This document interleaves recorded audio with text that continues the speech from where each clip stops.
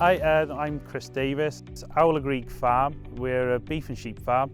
139 hectares we're farming on a hill farm. 800 ewes with 30 suckler cows as well.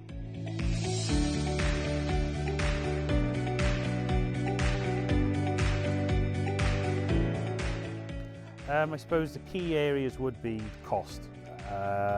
Try and get away from using so much supplement meal, using fertiliser as much.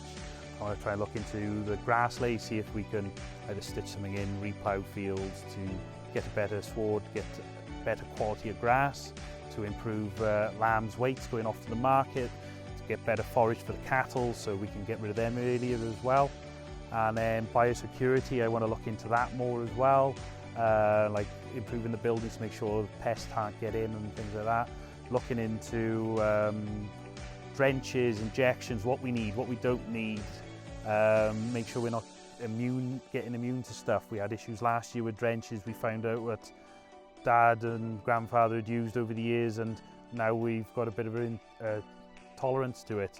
So we've been with the vets talking and stuff with that.